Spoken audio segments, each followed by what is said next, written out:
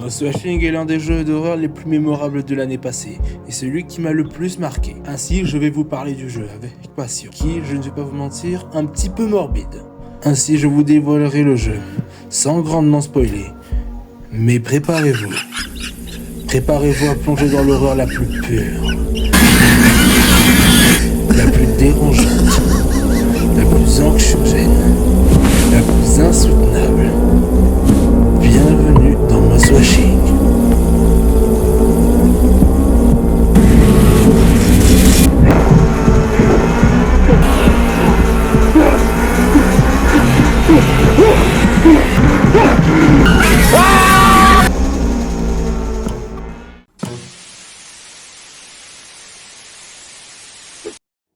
L'histoire suit un équipage de vaisseau qui est nommé le Tulpar, et vous incarnez le capitaine Curly, qui, pour je ne sais quelle raison, a fait volontairement cracher le vaisseau sur un astéroïde, dont on ne connaît pas la raison.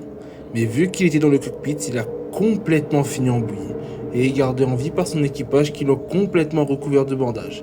Mais la douleur est tellement forte à cause des brûlures et de toutes les blessures qu'il a accumulées à cause de l'explosion qu'il se met à crier. Donc on lui donne des calmants.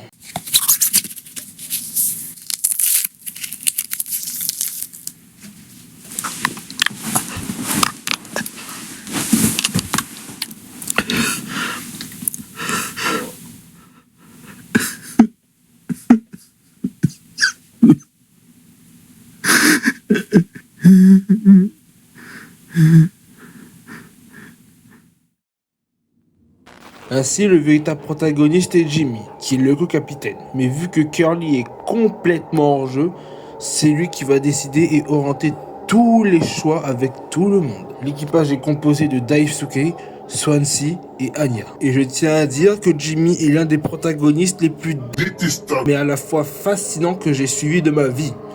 C'est un chanteur, manipulateur, narcissique, lâche, qui est complètement incapable d'assumer la moindre responsabilité. Je hais Jimmy. Littéralement. Car il incarne la dégueulasserie humaine et sa démoniaquerie.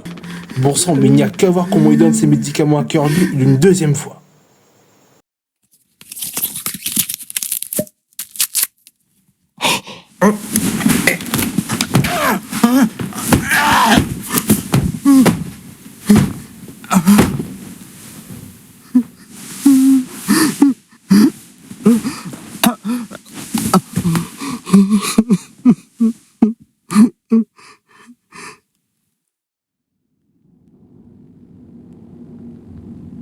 Je vais vous le répéter, mais ce personnage va vous marquer.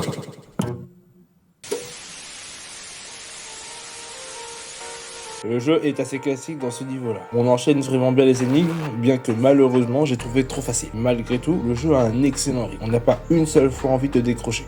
Ça enchaîne vraiment bien entre horreur, casse-tête et histoire.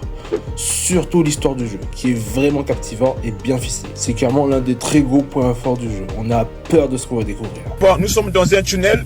Depuis tout à l'heure, on a pris ça, ça finit pas. Ça fait plus d'1 heure du temps. Mais nous sommes en plein Paris. Mais c'est où ça en fait? Je comprends pas.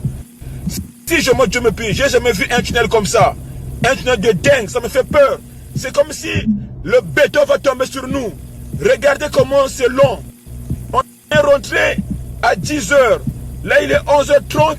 Ça finit pas. J'ai peur. Mon cœur tremble. Les pieds tremblent. Je ne sais pas, j'ai envie de m'arrêter, mais est-ce que la police ils vont arriver? Est-ce que les pompiers vont arriver? Mais franchement, c'est un truc de ouf. Regardez comment c'est en haut. Putain, ça me fait peur. Ça me fait peur. J'ai envie de me tuer, de me suicider là. Le béton peut tomber sur nous. Même je peux aller cogner sur le mur. Oh là là. Mais on est où là en fait? C'est la première fois que j'ai pris ça en fait. Je comprends pas pourquoi on est venu ici. Non mais c'est un truc de fou. Tout cela est contribué grâce à une ambiance des plus réussies. Le jeu est froid, insalubre, sale, angoissant, déprimant, claustrophobique. Que ce soit les sons environnants, les couleurs, les lumières, c'est vraiment génial à ce niveau-là. Et la tension est vraiment palpable. Et c'est vraiment dérangeant. Je tiens à le dire que Moss Washing est un jeu vraiment adulte et fait pour les bonhommes. Et les bonnes femmes aussi d'ailleurs. Et des thèmes vraiment sombres et violents sont abordés. Ah, je vous préviens tout de suite, sinon quand vous aurez fini le jeu, vous allez pas assumer. Bref, pour vous dire que malgré ses défauts, j'adore Moss Washing. C'est un très bon jeu et l'un de mes coups de cœur de 2024. Et puis voilà, j'ai fini. Allez, au revoir et bonnes vacances. Putain, vraiment, on dirait un putain de...